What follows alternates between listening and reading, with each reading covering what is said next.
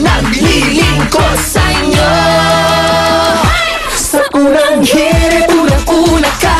Sa unang hirit, serbisyong totoo ang nasa. Sa unang hirit, ang saya-saya. Sa unang hirit, unang hirit, unang hirit, mangunguna ka.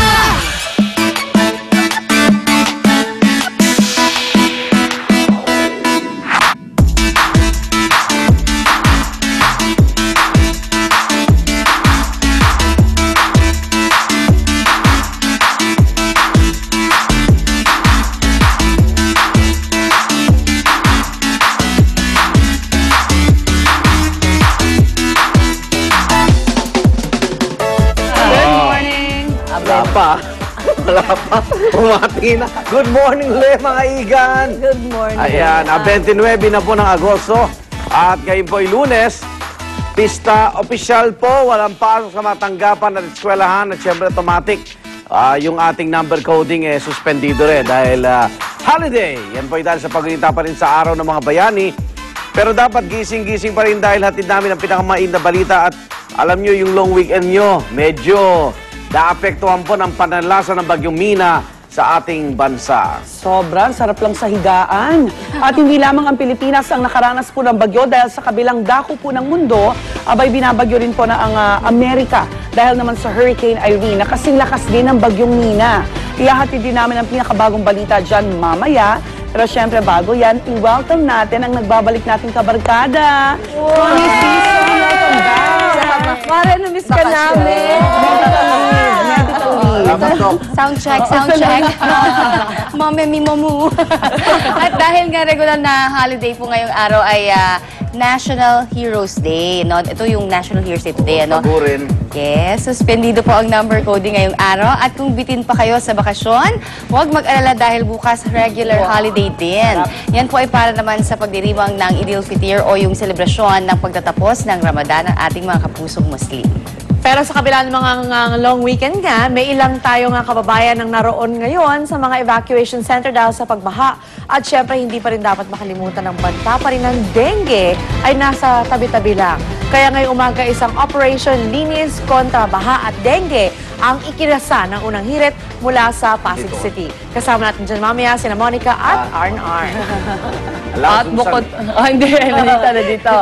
Si Monica at Arn naman nakatoka today. At bukod dyan, dahil August 29 ngayon, hudyat na rin ito ng pinakabagong fantasy drama series ng Kapuso Network. Ito po yun na Ang Iglot. Mamaya sisilipin natin ang taping nila live na live sa Malolos, Bulacan. Bulacan na naman, no? Bulacan na naman. Forever Bulacan. Paborito. Okay. Pero bago lahat ng yan, narito po na mga balitang dapat nyo malaman sa ating top hirit.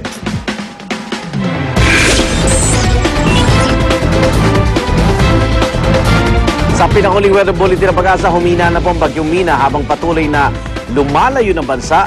Huling nga mata ng Bagyong Mina, 190 kilometro sa hilagang kanluran ng Pasco, Batanes. Taglay ang hangin aabot sa 110 kilometro kada oras. Malapit sa gitna, ang Bugsubo ay aabot sa 140 kilometro bawat oras. Inaasahan kikilos ang Bagyong Mina, pahilaga-hilagang kanluran sa bilis pong 7 kilometro bawat oras. Ang bagal. Nakataas pa rin public storm warning signal number 2 sa Batanes Group of Islands, habang signal number 1 naman sa Ilocos Norte, Calayan at Babuyan Group of Islands. Patuloy naman ang paalala ng mga nasa pag-asa sa mabababang lugar at landslide-prone areas, particular sa western section ng northern at central Luzon na maging alerto sa posibleng flash flood at landslides.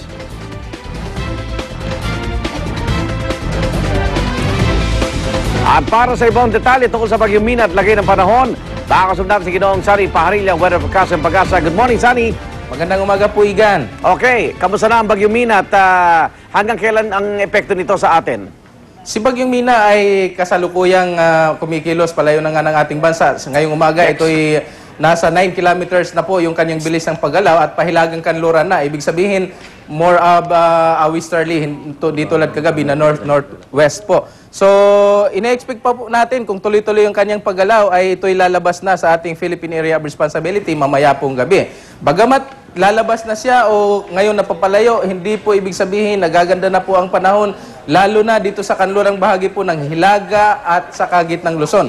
Patuloy pa rin po silang ulanin dahilan po ito sa kanilang direct exposure dito sa ating enhanced effect ng Southeast Monsoon o pinag-iba yung hanging habagat. Ulanin pa rin po ang NCR, medyo makikita na po natin ang ating haring araw. Bagamat may mga pag-ulan pa rin po tayo, pero panaka-naka na lamang po ito at mga passing showers. And then gradual improvement, we are expecting na bukas po, mas maganda na po ang lagay ng panahon dito po sa National Capital Region. Nagbago ba yung mga warning signal natin? Opo, 3 na lamang po ang mayroong signal. Nakataas po ang signal number 3 sa Batanes Group of Islands. 3. Signal number 2, sorry. Signal number 2, Batanes Group of Islands, and then signal number 1 na lamang po sa Calayan at saka sa Babuyan Group of Islands. Maliban doon sa mainland ng Luzon, wala na po tayong nakataas na signal. Wala na sa Ilocos, wala na, Norte? Wala na po, sir.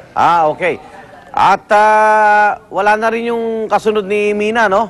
Si Nonoy? Si Talas po, international. Talas International, Kasi hindi pumasok Kaya yung Nonoy na yon, hindi po natin nadi-discount na pangalan yon. Pag may pumasok po uli, Nonoy po itatawag natin, baka tayo'y malito. So, Talas po yan, dahil hindi pumasok sa ating Philippine Area of Responsibility. So, saka hindi na natin inaasahan. Ito'y tuloy-tuloy na gagalaw, pahilaga, at in the next 4 to 5 days, inaasahan na maglalandfall po sa Japan. So, sa Metro Manila, magiging maulan pa rin, Sunny? Sa Metro Manila, magiging maulan pa rin?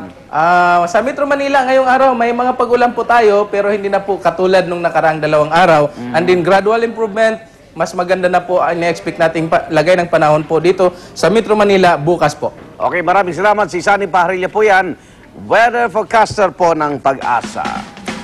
Samantala, tumaas na po ang bilang ng nasawi sa paghagupit ng Bagyong Nina. Sa pinakauling tala ng National Disaster Risk Reduction and Management Council, 10 na ang bilang ng namatay. 21 naman ang napaulat na sugatan habang 7 ang nawawala. Tinatayang aabot naman sa mahigit 39,000 pamilya ang apektado ng bagyo sa 6 na rehiyon ng bansa. Sa kabuuan naman, naabot sa 1 bilyong piso ang halagang nasira ni Bagyong Nina.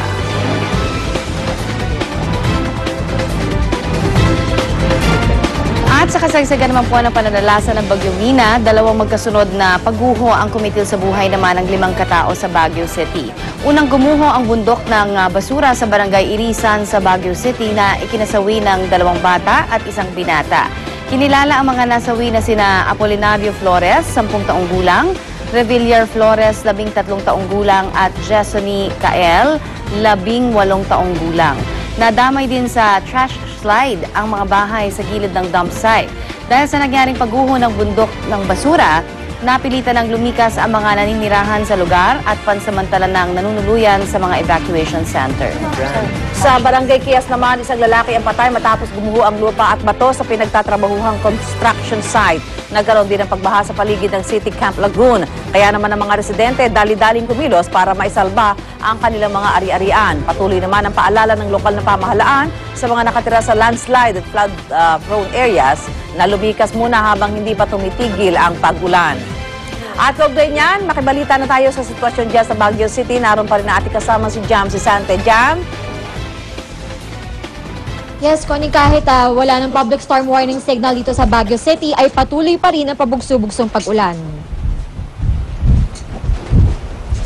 Sa ngayon ay 5 na ang kumpirmadong patay. 3 dito ay dahil sa trash slide na dulot ng pagbigay ng isang pader sa Irisan dump site. 2 pa ang pinaghahanap mula sa trash slide. Dahil pabugso-bugso pa rin ang pag-ulan sa lungsod, nagsilikas muna ang ibang residente sa paligid ng dump site para makasiguro. May nakausap na raw na kumpanya si Baguio City Mayor Mauricio Domogan para maglikom ng mga basurang umapaw sa dump site. Samantala, nanatili pa rin sarado sa publiko ang Cannon Road dahil sa landslide sa ilang bahagi nito. At yan muna ang latest mula dito sa Baguio City. Balik sa'yo, Connie. Maraming salamat, Jam Sisante. At dahil pa rin po sa pananalasa ng Bagyong Nina, nagdeklara na ng state of calamity ang lalawigan ng Ilocos Norte dulot ng mga pagbaha. Nalubog sa tubig ang 5 bayan sa probinsya dahil sa magdamag na pagbuhos ng ulan. Bumigay rin po ang isang dike roon kaya umapaw ang tubig patungo sa mga bahay. Base sa ulat ng Provincial Disaster Risk Reduction and Management Council o PDRRMC, umabot na sa 40 milyong piso ang halaga ng pinsala sa mga ari-arian sa lalawigan.